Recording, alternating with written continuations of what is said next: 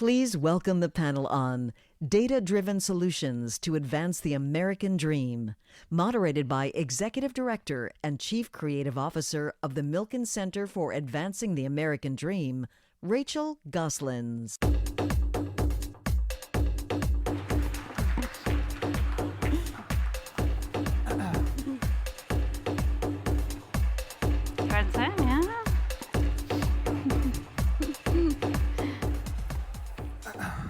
Can you slide me that thing? Good afternoon, and welcome to the best panel of the day. In the best room. I love this room. I'm somehow moderating panels in this room every year, and I enjoy it. So I hope you're all making yourself comfortable, and because we're in for an interesting time. My name is Rachel Goslins. I'm the Executive Director of the newest center of the Milken Institute, the Milken Center for Advancing the American Dream. MCAD, as we call it, is dedicated to revitalizing the ideals of the American dream, exploring its challenges, and inspiring new generations to dream, which is why I am so excited about this panel. Here with us today, we have the leaders of organizations that look at data from a breadth of perspectives. We have organizations that generate new data, that synthesize data to make it accessible to more people, that use data to influence policy, and that use data to make funding decisions. So a real breadth of experience that I'm excited to dig into. You know, it's axiomatic that we measure what we value, and we value what we measure. So as someone who is charged with helping an organization figure out how to talk to millions of people about the American dream, which is a complicated, exciting, nuanced, messy subject, the role of data in that is particularly exciting and interesting to us, which is why I'm so excited to focus today on the nexus between the American dream and the role of data. So with that, I'd love to ask our panelists to take a second and tell us about how your organization intersects with the American dream. Raj, can you start? Yes, so it's a pleasure to be with you all. So I direct a group at Harvard called Opportunity Insights, whose mission is to use big data to understand how we can advance the American dream, how we can increase equality of opportunity. And essentially, the way I think about what we're doing is using modern, large-scale data, much as it's used in the private sector, to make better decisions about what products to offer, to answer important economic and social policy questions, in particular, how to create better opportunities for everyone to thrive. And so we'll talk a bit more about what exactly that data looks like, but it's information from things like anonymized tax records covering the entire population, to Facebook data, to data on different programs, that really allows us to understand in a very granular way what matters for economic opportunity, and ultimately then working with stakeholders on the ground who can make changes in terms of a wide range of policies from affordable housing to education to other spheres in a data-driven way. Thank you, Raj. John? Well, at Gallup, the one thing that we can bring to the table on this discussion is by asking people, what do they think of the American dream? And we've been blessed to have this partnership now with the Milken Center for the Advancement of the American Dream so that we can get more to the heart of what Americans perceive the American dream as. And the other thing is, in some of our analytics, we can even kind of get an understanding of what does the American dream look like globally. Interesting. Brian? Well, I lead an organization called Stand Together. We're a philanthropic community, about 1,000 different business leaders and philanthropists that have come together because they passionately believe that every person has a gift, and if we can work hard to remove the barriers that are holding people back, not only will they live their own American dream, but they'll help all of us to do the same. Poppy? I lead USA Facts, and we are a nonprofit, nonpartisan civic initiative dedicated to bringing government data from over 100 sources together to answer Americans' questions. So when it comes to the American dream, we answer things like, is home ownership affordable for me based on my income? Are there job opportunities where I live? Are my schools providing a good education for my kids? And so that is one way we are supporting Americans to understand, how is their country supporting their dream? Thank you. So we're going to go a little bit deeper into some of what you all do. I want to take a minute. It wouldn't be a panel on data without asking you guys to give us some data to work with. So if we could just if you could pull up your phone and scan this QR code, we have a 3-question poll for you all. Really appreciate if you would take a minute and take that because we will be using it at the end of this panel. I'm going to give everybody a minute to scan it on their phones. You can also use this app, as I'm sure you all know, if you've been here for a little while, to submit Q&A questions, which we'll be taking at the end of the panel. All right, so Raj, I'd love to start with you. Opportunity Labs is doing, and I'm not just flattering you here, some of the most interesting, the most rigorous, and I think the most groundbreaking work in the last decade about economic and social mobility. So I would love to hear you tell us a little bit more about what kind of data, how you think about using data in that, and what you're discovering. Yeah, absolutely, Rachel. So let me, if we can, pull up the slides that show you visually what kind of data we're looking at here. And I'm going to start with just a very simple way of thinking about what the American dream is, which John will have more to say on from surveys, but I think one aspect of the American dream, especially historically, that has been central to people, that drew my own parents to come to this country, like countless other immigrants, is the idea that we at least aspire to be a country where through hard work, any child can move up in the income distribution, or at least maintain the same position in the income distribution as where their parents were. And so in some work my colleagues and I did a few years ago, we set about first to assess the extent to which America actually lives up to that aspiration, measuring what fraction of children went on to earn more than their parents did by the year in which they were born. And so if you look at this chart, you can see that on the far left, for kids born in the middle of the last century, it was a virtual guarantee that you were going to achieve the American dream of moving up. 92% of children born in 1940 went on to earn more than their parents did. But if you look at what has happened over time, you can see that there's been a dramatic fading of the American dream, such that for children born in the 1980s who are turning 30 around now, when we're measuring their incomes as adults, it's become essentially a coin flip, a 50-50 shot as to whether you're going to do better than your parents. So this trend is, of course, of great interest to economists. I think it's also of fundamental social and political interest. And so in our group, Opportunity Insights, what we're fundamentally interested in understanding is what is driving that fading of the American dream, and what can we do to create greater opportunity to rise up in the US, across different subgroups, and so on.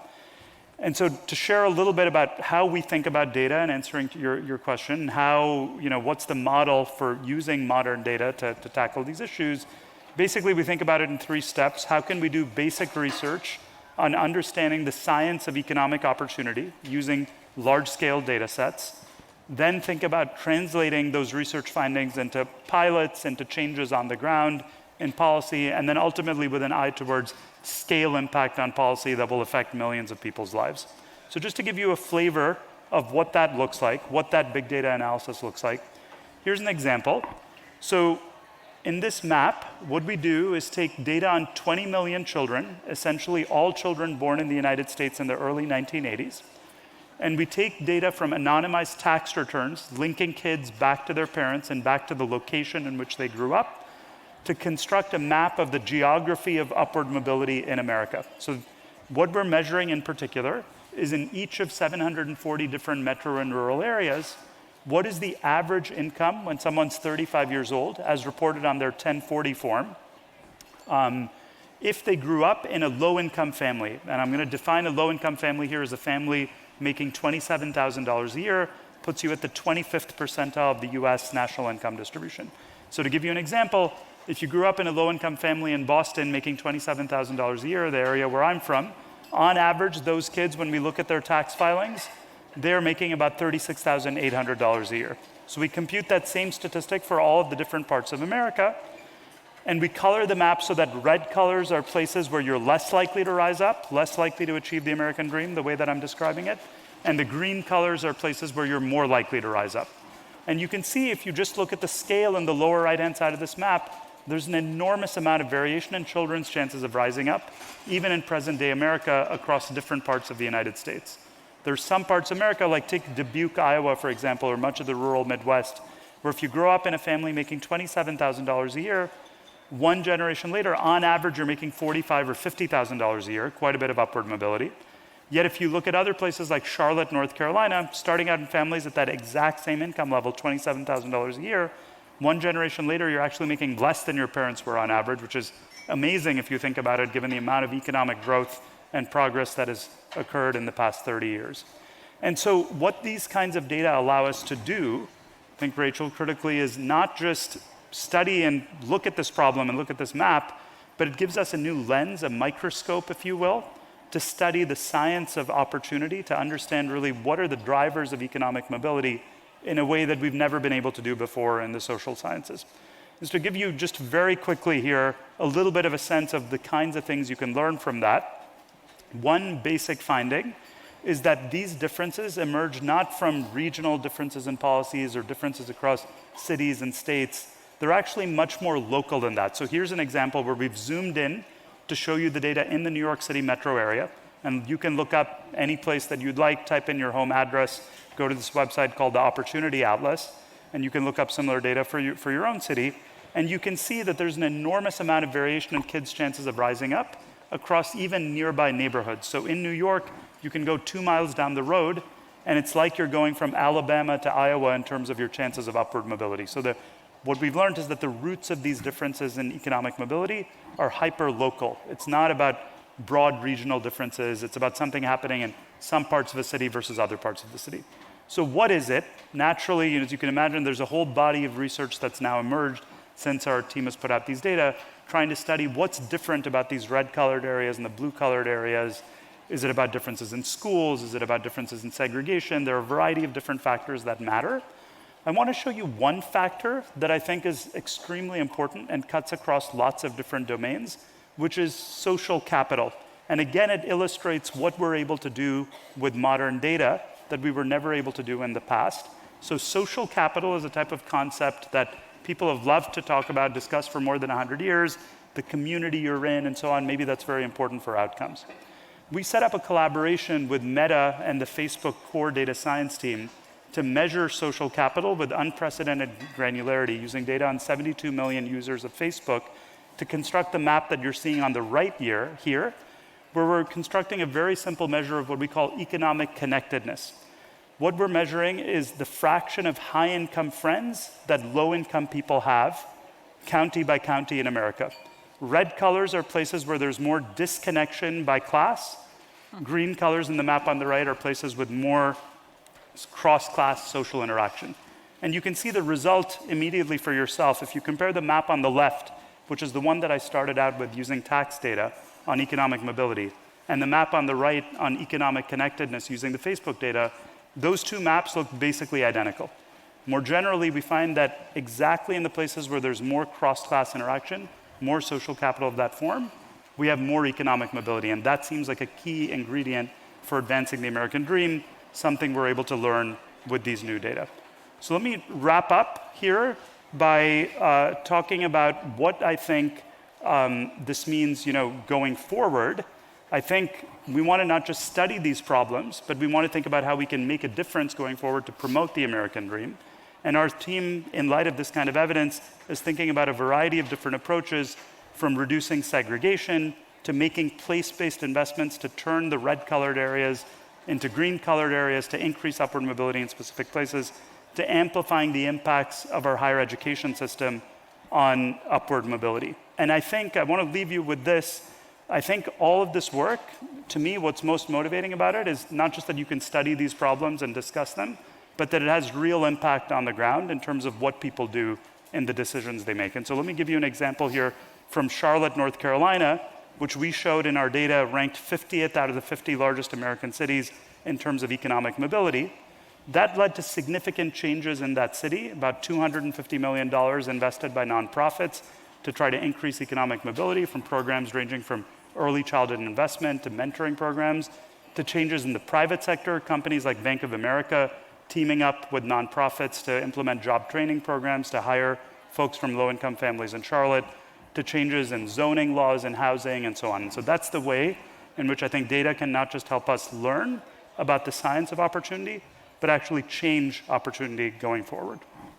Thank you, Raj. You're a great panelist to start this off, because I think just looking at your slides, it immediately jumps out to you how you can use this information. If you're in government, if you're a funder, if you're a policymaker, it helps you focus which geographical areas should I focus on, which indicators. I do have kind of like a nerdy data question for you, or maybe it's just an old lady, I don't understand Facebook question, but how can you tell on Facebook whose low-income friends are with high-income friends? Is there some income category on Facebook that I don't know about? Great question. So that, again, is the power of modern data and machine learning methods. So what our team developed is a machine learning algorithm to predict everyone's income, which turns out to be quite reliable. And how does that work? So first of all, you know people's geographic locations, given how segregated the US is. That gives you some indicator of income to begin with. But then think about things like, the model of the cell phone that you're using. So if you've got the latest cell phone model that you're using to access Facebook, that's predictive of having higher income than if you have a much older cell phone model. And so there are 23 different variables like that, including your self-reported college and where you went to high school and various other indicators that we combine to develop this prediction of each person's socioeconomic status. And that turns out to be it matches what you see in census data and tax data at the area level, and we're able to use that for the analysis. It's so fascinating. Could that have been done 5 years ago? Absolutely not. When did this become possible, kind of machine learning around this? Yeah, I mean, it relates to the AI revolution and the availability of modern computing technology to analyze that volume of data. A network covering 72 million people and then doing those predictions, even with modern technology, takes a long time for our team to run. No way we would have done this a few years ago. Yeah, thank you. So Poppy, one of my favorite things about moderating panels is it forces me to do my homework and learn more about interesting organizations and people. And I knew about USA Facts and had been on your site because I'm directed there by a news article or something once or twice. But in preparation for this panel, I was kind of cramming in my office a week or so ago, and I thought, well, I'll just look at USA Facts again. And then like an hour and a half later, I looked up because I had gone down the wormhole of all these interesting data and trails of information and different levels of data that were accessible to me. And I just thought it was so well organized, smart, accessible. It's got like a fuchsia kind of theme, so it felt fresh and young and not like a data website or a government website. So I just really enjoyed getting to know your organization a little bit more, and I'd love to hear you talk a little bit about how you see what you do with data connected to these larger issues and outcomes around the American dream. Yes, love that you came on the site. Pink was cool at USA Facts before Barbie brought it back. And we started in 2017, and really it was out of an American dream question. Our founder, Steve Ballmer, was leaving Microsoft as CEO, and he and his wife, Connie, wanted to give their wealth to help give people a chance at the American dream. They felt every child deserved that opportunity. And before they just started pouring their dollars into the community, they really wanted to understand what government programs already exist. Of the revenues that government collects, how much are they spending on programs that help lift kids out of poverty, and are they working? And a few smart folks at Microsoft were like, give us a couple weeks, it's like a great parting gift. And 6 months later, they were finally able to get that data out of government. And it was a light bulb moment for Steve, who said, if it's this hard for people who really know numbers to get data out of government, how hard must it be for individual voters who are trying to determine, is this country going in the right or wrong direction? Is my life getting better or not? And how hard must it be for people even in government to get access to that data? So USA Facts was founded to bring that data together and make it accessible to people, to voters, to citizens who are looking for those answers. One of the things that we are looking at is the middle class. There's a lot of definitions about what does it mean to be in the middle class. And we wanted to look at 1990 to end of 2023. What's happening with the middle class in terms of the wealth they hold in this country. And so you can see the decline with the middle class, who's that kind of the third pink chart up from the bottom, at 12% in 1990 to now holding about 8% of wealth in this country, with the top 20% holding about 70% of the wealth. On the right, we looked at how has that changed over time from a dollar amount. Well, it's hard to see the good news story here.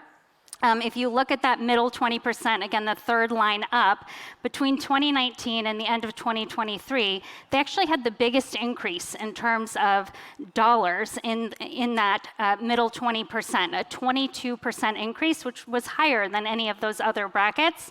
That was largely driven by real estate, so about 57% of that growth came from real estate. And then we also wanted to look at, what does it mean to be in the middle class? And when adjusting for inflation, you can see at the top 2000 compared to 2021, when you adjust for inflation, people are making less in wages and salaries in the middle class, but they do have more in total market income. And that comes primarily from the fact that they're paying less in taxes and they're receiving more in government transfers. So you can think of things like the earned income tax credit or the child tax credit.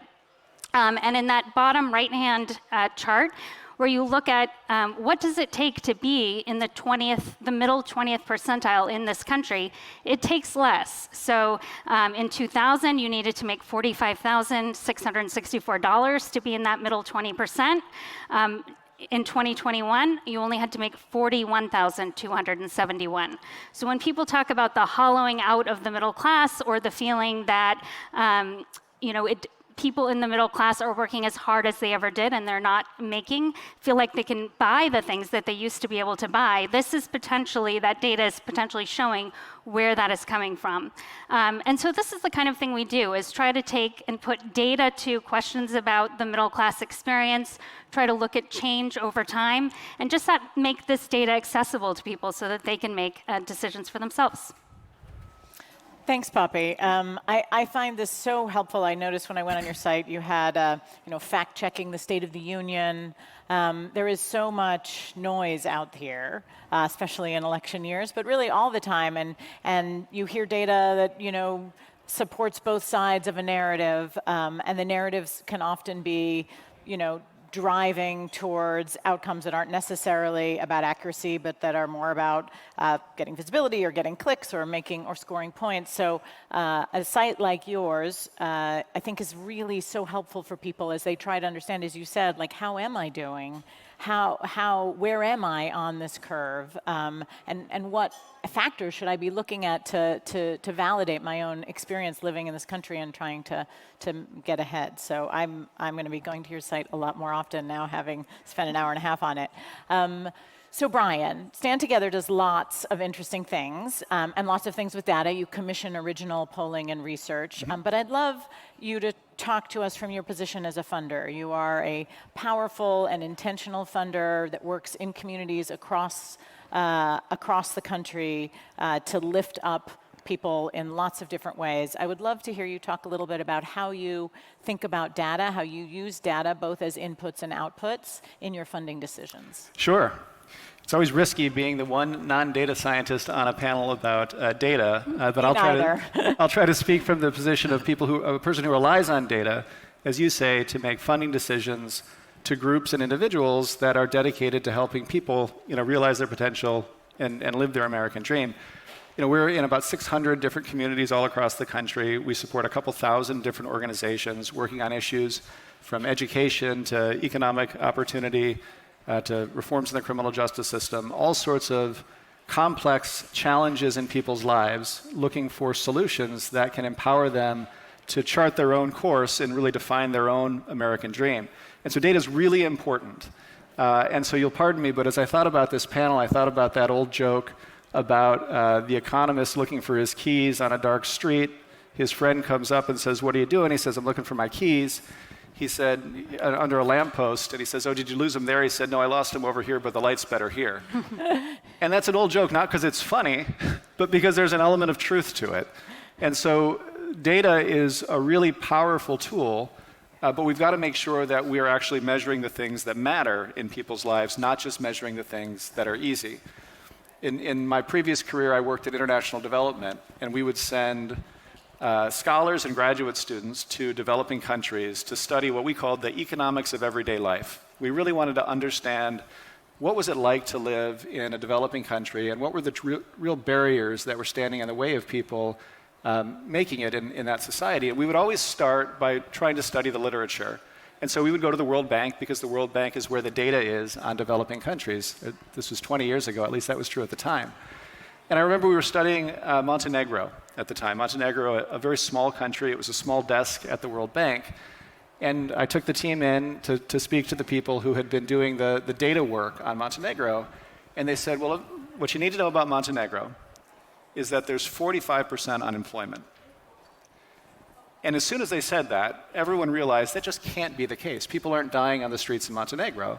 But what the data showed was that 45% of people were not working in the formal sector, and they called that unemployed. The reality was that they were working in the informal sector, but it was very hard to measure that. And the people, of course, at the Montenegro desk knew this. But what they didn't adjust for was the reality of the economics of everyday life. And so the interventions from the bank were targeted at the data rather than at the reality on the ground. And you can imagine how well that went. And so the lesson that I take from that is that we have to be very careful when we ask questions of data to explain what's really happening, especially when we're using that data to fund and to make interventions in people's lives.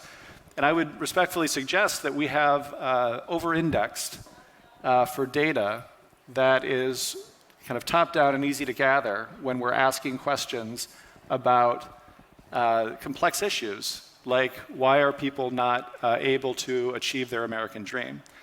And I think that's for a lot of really good and practical reasons. It's very hard to do large-scale data collection.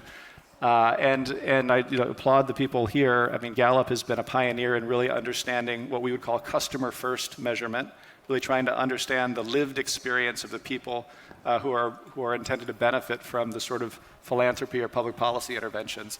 But it's still tough. The practical reasons that cause you to have kind of sterile data that doesn't necessarily match up with people's lived experiences, things like challenges of reach. Right? If we want to study poverty, if we want to really understand the lived experience of people who are experiencing homelessness, but the way we do that is send census surveys to homes, we're not going to get a very good sense for what is that lived experience of somebody who's experiencing poverty. If we want to have real-time information that's informing decisions that have to exist in a dynamic world, but it takes 12, 18, or 24 months to analyze the data, it's not actually going to be all that useful in helping to fine-tune interventions. And there's other practical reasons here. The good news here, and I think the folks up here can speak more to this than I can, is my sense is that technology is really helping us to break through some of those barriers, and it's really exciting. And so, rather than having to ask a multiple choice question of somebody who's living in poverty, what are the biggest challenges that you face, A, B, C, or D, with those multiple choices having been divined by an academic who can imagine what the choices might be, but you have to have sort of standardized answers in order to do the data analysis. Now we can ask open-ended questions and let the people who are experiencing poverty speak their mind, give us the rich nuance of their lived experience. And large language models and artificial intelligence can help to understand and categorize those rich, nuanced, open-ended answers so that we can then do the statistical analysis that helps us to understand what's really going on in communities. So this is a big part of what we're trying to do at Stand Together with data. We have something that we call customer-first measurement. It's the novel idea that if we want to understand poverty, we should ask the people who are experiencing it, what's going on in your life? The organizations that were supposed to be helping you, did they help? If they did, why? If they didn't, why not? Right now, we launched this about 2 years ago. We interact with about 50,000 people who are experiencing poverty quarterly. We do much of our surveying through text messages, because if they don't have a home to receive a census survey, chances are actually in this country, people experiencing poverty do have a cell phone. And we're partnering with local 211 projects. The 211 program is the phone number that you can call if you're experiencing challenges in your life that are not an emergency. So it's not 911, it's 211. And it turns out that millions of people interact with the 211 system in this country every year, and it can be sort of a rich source of really understanding what's going on in communities, what types of interventions are helping people, and what types of interventions are easy to count or easy to measure, but turn out not to be very effective when it helps to empower people to realize their potential and ultimately achieve their definition of the American dream. Thanks, Brian. We've been working with Stand Together for over a year now, and I've been really impressed by the way you all approach your funding priorities, and you do it with a kind of wonderful mix of rational head and empathetic heart. You want to get the data right, but you also have a tremendous amount of capacity to understand the things that we can't measure and what's important. So I've been really privileged to witness some of that. I'm excited to turn to you, John. John runs Gallup, and about a year ago, we entered into partnership with Gallup to generate some original research for our work at the Center for Advancing the American Dream that'll be used in our exhibitions and our galleries and online. And we got to help figure out what data we need, what questions aren't being answered that we would love to know the answer to. As you all know, if you have a Google alert on the word American Dream, like I do, which is very interesting because there's a mall in New Jersey called the American Dream. It's had a lot of problems. A helicopter crashed into it. It has a water park that got like some terrible virus in the way. Anyway, it's a bad metaphor. But in addition to that, I get a lot of surveys and data on the American Dream, and there's a survey that comes out every week about what does the American Dream mean, and it's SurveyMonkey or Archbridge, and they have discrete sample sizes, and they ask a lot of definitional questions, and that's super useful and helpful. But our work with Gallup allowed us to dig into that a little bit, ask some questions that we thought hadn't been asked by some of these other surveys. And we have a sneak peek for you. This is not the full results, but we just a couple weeks before this panel got to see the initial top line results of the work that we've been doing. And we're excited to ask John to share those with us today. Well, first, thank you for creating this partnership, because the study of the American dream, at least from the perceptions of Americans, could not come at a more important time. And the reason that I say that is because there are 3 trends that Gallup is seeing in our database right now that says this really needs to be measured right now badly. The first one is when you talk to Americans and say, what do you think about the direction of the country as a whole? It's less than a quarter that think we're headed in the right direction, one of the lowest that we've seen in our tracking. The second one is when you look at the trust that America has in institutions today, we've been tracking it for 55 years, and right now it's at the lowest point ever. It dropped from 50% on average, asking everything from faith in institutions like religion, like the courts, like the police, and that 50% average is all the way down to 25%, a new low. And the last one, because if you see this sort of discomfort with our future, if you see this erosion of trust in virtually every institution in America, you start to wonder what else is being eroded. Like, how about our pride in this country? And this is a trend now that we've also been following for some time, and we ask Americans if they're extremely proud to be an American. And that's fallen all the way now down to 39%. So those 3 trends in combination also make you start to wonder, are we now questioning the very ethos of America, which is the American dream? So we did this project together. We interviewed 7,000 Americans. We did it via mail. We did it via online. And the first thing that we wanted to know is the American dream alive and well? And the first way to answer that would be through, do you actually think this is something that we should strive for? And we find that 78% actually do believe that it's something Americans should be striving for. But then we ask the next question, which is, do you think it's something that you personally can achieve?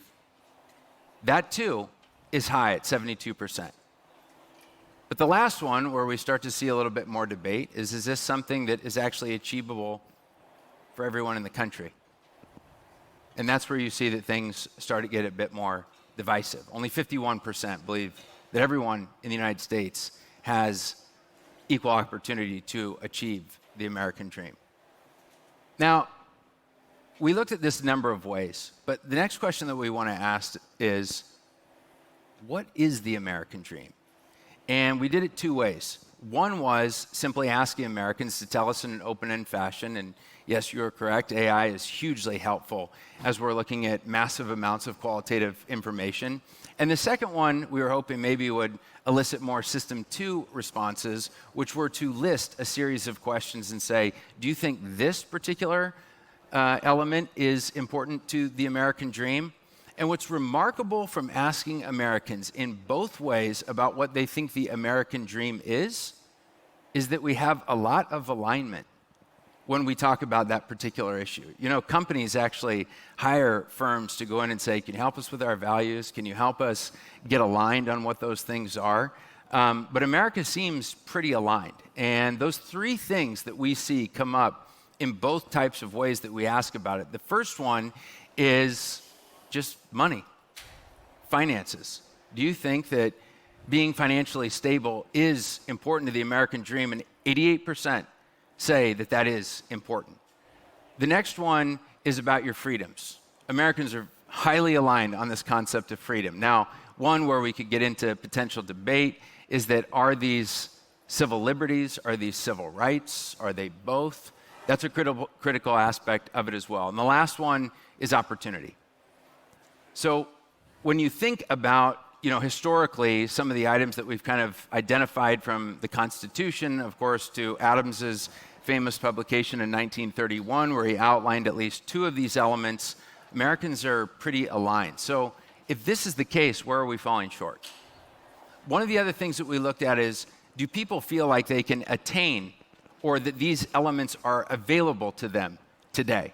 And this is what we came up with, where the first one on having enough money is a real challenge for people right now. In separate surveys, we even see that Americans are really struggling right now to afford basics like food.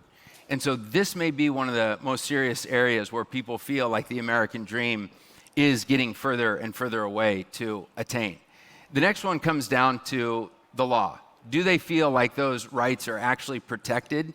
42% say that this is something they either have or that they eventually will have throughout their lifetime. And the last one is opportunity. And this is another place where it appears we have a great deal of opportunity to fulfill this for many Americans. But the last one is, if this is where we're all aligned, are there other aspects of the American dream that maybe we're not necessarily considering, which also asks another question, is the American dream shifting? And so there are other elements that came up right beneath these three, and here's what those particularly look like. One was safety, one was social connection, and one was life with purpose. And the percentages that said this, so this ranked third, fourth, and fifth, fourth, fifth, and sixth, and 77% to 66% said these are key elements to the American dream. And the reason that I mentioned the piece on is it shifting is because these could be the potential elements where Americans feel like the American dream is strong, and here's why. Because a lot more Americans are responding positively to these particular items, where they're saying, yes, this is critical to the achievement of the American dream, and yes, it is something that I either have today or believe I will have in the attainment of the American dream. And the last piece on this shift is we did kind of an interesting analysis, and if you just plot them on this quadrant, you'll see kind of the traditional beliefs, where it's money, freedom, and opportunity. That if you look at the bottom, the x-axis, where you see importance is high, but that people believing that they achieved them is kind of in this middle space. Now, when you think of other elements of the American dream, one of them is owning a home. Where does that sit on a graphic like this? And also, where does it sit on concepts like starting your own business? If you look in gray, you'll see that both of them are a little bit more to the left. Now, buying a home, of course, could be blended with the concept of financial security. It's just being seen in a little bit different way. But the other three concepts that I had just mentioned about your relationship in terms of your social well-being, serving your purpose in life, or being safe in a community, you can see that they're show up in a lot different way. So one of the very questions is the American dream having a slight shift? these data would indicate that that is potentially a possibility. And if there's one last thing that I just wanted to call out is, and we'll show this in our final report, but one of the groups of individuals in America, when you talk about whether or not you think that the American dream is relevant, whether or not you think it's attainable, whether or not it's personally attainable for you, is immigrants. And as I mentioned on a global basis, and Mike mentioned this, I know, in his remarks last night, is one of the questions that Gallup asks every single year around the world is, A, do you want to leave your country permanently? And if people tell us yes, we do a follow-up where we say to them, and where would you like to move? There is one country in the world that stands above all of the rest. 150 million people around the world want to permanently relocate to the United States. So if there's any additional evidence that the American dream is alive and well, you can not only see it with the immigrants that we have here in the United States today, but also those that live outside of our country and wish to come here and achieve the American dream themselves. Thanks, John. I love looking at this research, and I can't wait to dig into it a little bit more. It's so fascinating to me, that first one you showed where only 50% of people more or less believe that the American dream is available to everyone, but 72% believe that they will achieve it. It's like research came out a few years ago where a huge majority of people felt that the K-12 education system was broken, but that same percentage of people thought that their schools were great. That they put their children in, and you know, those two things can't be true at the same time. So it's fascinating to think a little bit more about that delta and what it means, and how much of that is about facts, and how much of that delta is about data, and how much of it is about narrative and what we see every day in the news. And as well as this idea of the evolving concept. One of the things we're doing in our center is a timeline of the American dream, and how our understanding of a society as a society has changed since the term was coined in 1931. You know, how it has changed from the 50s to the 80s and 90s to the 2000s to today. It is a very fluid concept, and this kind of research helps us understand where it's been and where it's going. You know, people. One of the interesting things about trying to put together a center around the American dream is it sort of means you guys have all used it in different ways. Even on this panel, it means social, and you know, the ability of children to outstrip their parents economically. It means what people believe in what they're capable of doing. It means what they want out of their communities.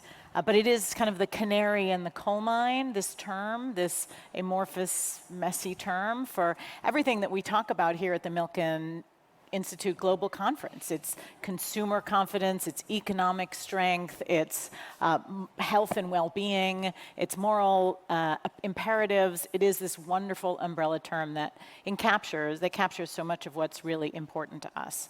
As we talk about the role of data, I have two more questions for you guys, and then I'm going to turn it over to the audience. But Brian, you mentioned, Raj, you did a great job of illuminating some data that I don't think people necessarily would have thought to look at, Facebook data about your friendships and how that connects to some fundamental concepts of the American dream. And Brian, you talked about some of the failures of measurement, right, in Montenegro, and how what you measure matters, not just how you measure it. What are we not measuring that we should in connection to the American dream? Is there, and I'm just going to throw this out to the panel, but I'd specifically, you know, Raj, I know you think about this a lot, and Brian, you as well. Is there things that we are not measuring around the American dream that we should be?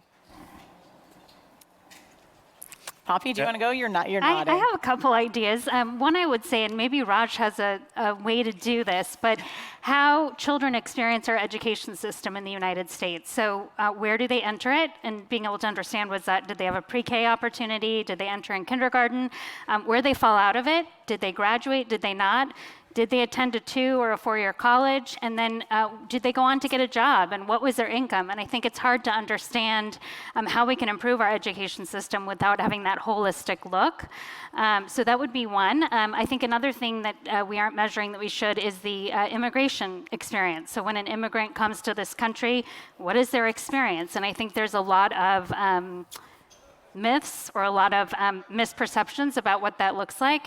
And if we could actually understand that immigrant experience, when they come here, do they get a job? How long does it take them to get a job? What's their income level? What services do they rely on? What's helpful? So I think those are a couple of gaps that we see at USA Facts when we go in and try to answer some of these questions for Americans. We just don't get good data on that from government.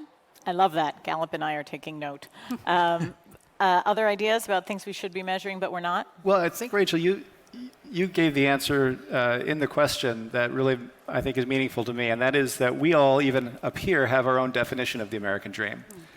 And so I think it's really important to measure trends, and it's really important to sort of understand at a macro level, what do many people sort of think about the country and what are the overall aspirations aggregated. But I think it's essential that we treat people as individuals, and we not assume that there's a single path or even just several paths to achieving the American dream.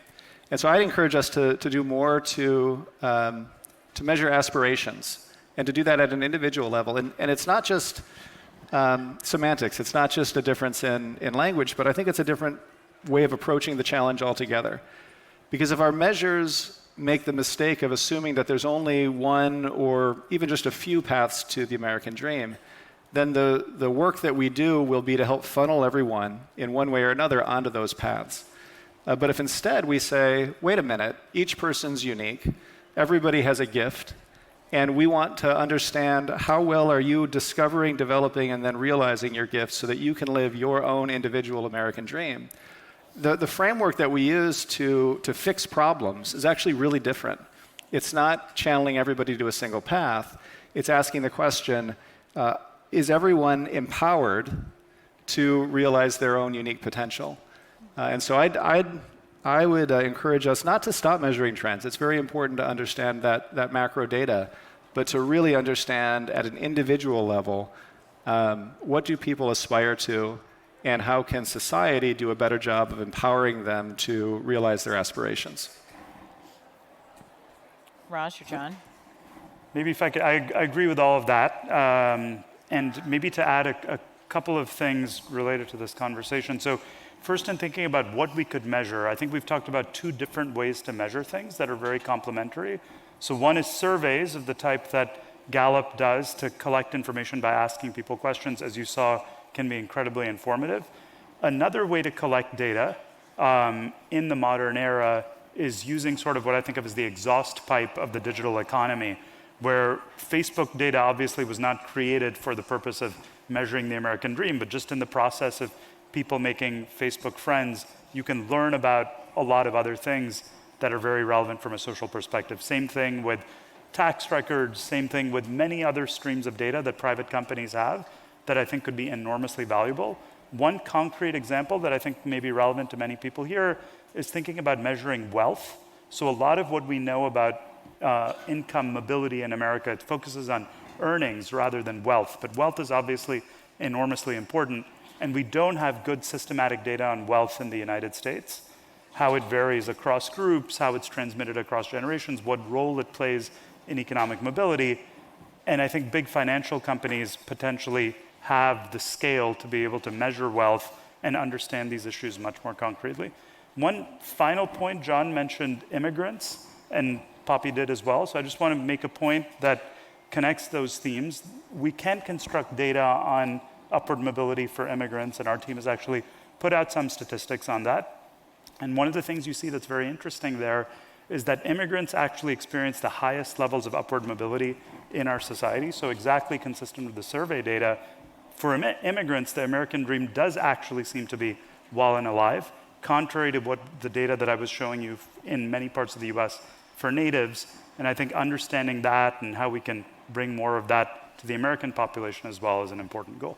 I'm glad you mentioned that because I was looking at your fading American dream trend line, which was challenging and hard to look at. And I thought Princeton actually came out with some research just a couple years ago that specifically looked at economic mobility among among immigrant families and fathers and their sons over the last 100 years. Yes. And they found that actually economic mobility is exactly the same as it was 100 years ago. We think of, 100 years ago as the golden time to come over with a bag of buttons in your pockets and start a department store and become and build a life here. But immigrants now are showing those same trends. So that's so interesting to unpack, and I think figuring out how to measure where that delta comes from might be very interesting too. John, do you have a wish list of what we should measure? No, just kind of a thought that might come from left field, but there was a Grand Mufti from Egypt in the late 19th century, and he went to Paris, and he said, "Why is it that I see Islam, but I see no Muslims?" And he said, "When I go home, I see Muslims, but no Islam." And it makes me wonder about that application of America, because are there parts of the world where we may see the realization of the American dream, where we may be falling short on it here? And if so, how could we measure that? And so I think that would be a really interesting perspective for us to look at, to say, are there countries that have aspects of the American dream that they're doing better than us? And the last thing is, I'd really be curious what's on the mind of the 150 million that want to permanently relocate here. What is it about America that is attracting them so much? We've done analytics where, yes, they want to go places where there are economic opportunities. It's why Saudi Arabia is one of the top 10 destinations in the world where people want to move. And that social connections play a massive role. But is there something else? Because qualitatively, we know, at least from the immigrants that we have here, those of us that are close to immigrants, and they have their perspective, but if there be a way to get more on exactly what that is, I think it would serve us well. Thank you. So I have one final question for you all, and then I want to unveil the results of the poll. But before that, there was one question from the audience that I thought was interesting and probably good for you to answer, Raj, because it speaks to some of the work you've been doing more recently. Jeff asks, if social capital is important, does that extend to college? In other words, does it matter where you go to college or just that you go? Yeah, great question. So I showed you some data on how economic mobility varies across areas in which you grow up. Similarly, our team has been studying how the college you attend affects your long-term outcomes, and we've released statistics which you can look at publicly on the web. The New York Times has created a nice website using these data where you can look at how earnings vary depending upon the college you attend and the fraction of low-income kids who attend each college in America. And what we find is, yes, it matters tremendously which college you go to. There are some colleges in America, you probably will guess their names, often highly selective colleges, where you see, if you take kind of an experimental approach, look at kids who narrowly get in off of a wait list, for example, and compare them to kids who barely didn't get in. You see a dramatic change in their life trajectories if they happen to get admitted to these colleges. So it really does matter. But the key issue from our perspective here on the American dream and economic mobility, what I see as the central challenge in terms of colleges and upward mobility in America is that there are very few colleges in the United States that both educate lots of low-income kids and provide those great opportunities for upward mobility. We basically have a handful of colleges like Harvard and Princeton and Stanford, for example, that have terrific outcomes, but educate very few kids from the middle class and low-income families, predominantly have kids from very affluent families. And on the other hand, we have many colleges like two-year institutions, community colleges that educate lots of low-income kids, but end up not having great outcomes and therefore are also not escalators for upward mobility. And so I think a key challenge is how we can create more colleges that serve many low-income students and provide pathways for upward mobility. And that's something I think that we can make a lot of progress on as a nation. Thank you. Well, as I think we've all learned over the course of this almost hour, data is complicated and it can tell many different stories. Stealing a line from Midsummer Night's Dream, the course of true data never did run smooth. And so as I look at all these wonderful PowerPoints and hear you speak, I'm still confused, right? Is the American dream alive as well, or is it a mall in New Jersey with a helicopter that crashes into it for no apparent reason? I think there's a lot in the data there that does amplify the challenges that we have at this moment in time, both from public opinion and from economic data for average Americans hoping to build a life for themselves and their families and their communities. But I'd love to end this panel, before we get to the poll, on a hopeful note. So I'd like to ask each of you, and I didn't prep you for this question, but what is one thing that makes you hopeful about the American dream? I'm looking at you, Brian, because you're the optimist on this panel. Well, look, I think that the answer to the question, is the American dream alive and well, is that it can be, but it's absolutely not inevitable. The actions that we take define who we become as individuals. The actions that we take as a country will define the future of our country. And so the answer is it absolutely should be, but it's up to people like all of us in this room who are helping to solve problems every day to ensure that people have the opportunity to move forward. So to answer your question, what makes me hopeful about the American dream, I mentioned earlier that at Stand Together we do work in over 600 communities across the country. And we're dealing with some of the most difficult situations you can imagine: generational poverty, violence, family separation, these sorts of things. And the will to succeed and the willingness of communities to come together to help each other solve these problems just blows you away. And it never gets old. It'll bring a tear to your eye no matter how many times you see it. And so being able to see the grit and the ability of people who have all of the odds stacked against them demonstrate what we can accomplish when we come together to solve problems means that it's not inevitable, but it absolutely should be alive and well if we make it so. John, what about you? What makes you hopeful about the American dream? There's a quote that's widely attributed to Winston Churchill. He may have actually said it, they're not sure, but where he says, "Americans always figure it out, but only after they've tried virtually every option available." And I think it's true. I think the rest of the world kind of looks in at us and says, boy, that is a pretty intense, interesting, wild group over there. And I think what's so hopeful is that even when times get tough, we experiment a lot, but we tend to get it right. And I think even though we're in a tough time right now, what keeps me hopeful is that we're just looking through a number of different options, but we're going to figure it out.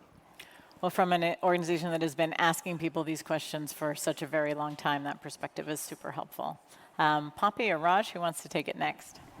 What makes me hopeful is I'm an American dream story. So I was the first in my family to go to college. My grandfather immigrated here from Mexico to give his kids a better life. And my mother married into a family of laborers, and we hadn't had that opportunity. So through help from the government, through help from a community, I had that opportunity to achieve the American dream. So I'm hopeful that I know from Raj's work, not everybody has that same good fortune, and it really does depend on where you're born and the people that you meet along the way, but it does make me hopeful that we can give more people that opportunity. Love that. Thank you for sharing that personal story. So I think what makes me hopeful, maybe to come back to the theme of the session and the data, is that you don't actually have to look back to 1940 or 1950 to the middle of the last century to find a place where the American dream is well and alive. You can look, if you think about the maps that I was showing you, just to different places within the United States in the present day. A city like Salt Lake City, where kids born in low-income families have great chances of rising up. Or often a neighborhood a couple miles down the road in the city you live in, you will find great chances of upward mobility. And to me, that shows that the American dream is completely attainable in the present day. We just need to unlock and understand why is it that kids' chances of rising up are so much better in some places than others. And I feel like with modern data, with modern science, and the interest of groups like this, that is feasible. Let me leave you with one final thought on this. I think for a group like this, many of us are drawn to issues of the American dream by thinking about fairness, the ideals of America, everyone should have a shot of rising up. No doubt that's very important. But I also think this is central for the state of America as a whole in terms of economic growth and progress. So when kids have better chances of rising up, we find in the data they're more likely to invent new technologies, start important new companies, create jobs, and of course everyone benefits greatly from that. And I'm hopeful that because it's so central, not just from a justice perspective, but from an economic perspective, that we'll continue to be able to restore the American dream in the places where it's lacking at present.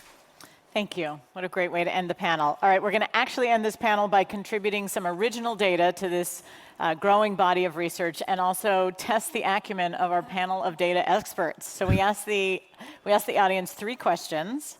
The first question was, hopefully, oh no, hold on.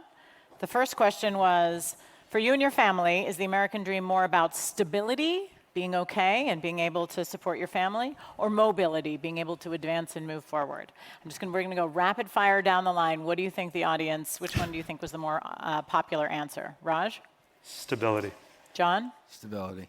I'm not the data scientist, so I'll say mobility. Mobility? From Gallup research, I'm going to say stability. Okay, so we got 3 stabilities and 1 mobility. The answer actually was 74% said mobility was more important to the American dream. Great job, Brian.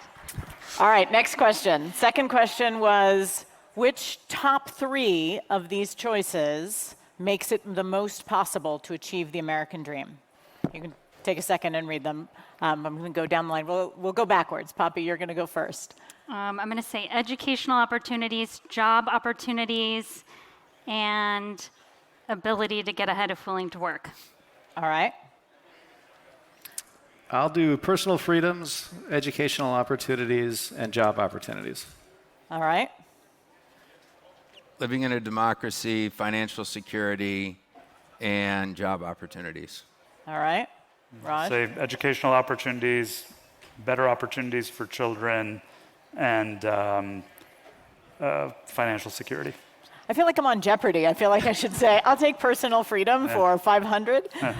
So the answers were personal freedom, almost 50% listed that as their first choice, and then educational opportunities and job opportunities. So you were all in the wheelhouse and got at least 1 right. What was the first one? Personal freedom. Personal freedoms. We should have known that from our survey. Like personal freedoms is the Well, first I'm thing looking at people the mention. demographics of the group, trying to overlay it with the demographic outlets. So this is not representative of what we have done on our survey. I think it's going to be a positive thing. Well, in fairness, I would say this is a pretty lucky group in this room today, and depending on what community we went into, we might find these answers to be different. So this will just be an anecdotal sample and not a representational one. All right, and the last question, which is my favorite, who do you think most embodies the American dream? Mike Milken, Dolly Parton, Jackie Robinson, or Alexander Hamilton? Should we all go together on this one? Yeah. We're going to start from the middle out. John, Brian, then Poppy, then Raj.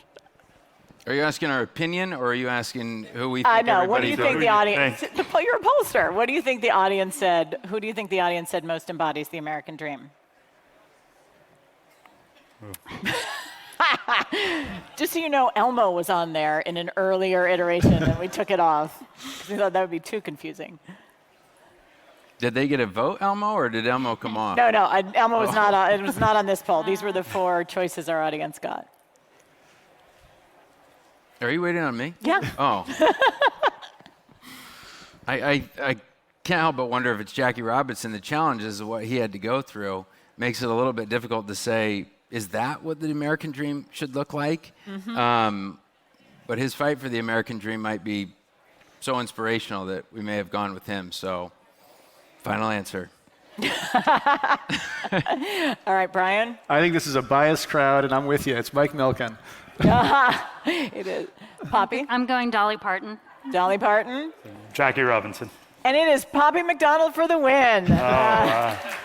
Dolly Parton was picked by 43% of our audience, Jackie Robinson 32%, Alexander Hamilton came in 3rd, and I'm not going to tell my boss that Mike Milken came in at the end of the survey, but these are all amazing individuals, and it was so fun to put together this list because they all represent different versions of the American dream. And as one of you said so eloquently, the American dream is ours to define, it's ours to make happen, and it's ours to manifest for our communities and our country and the world around us.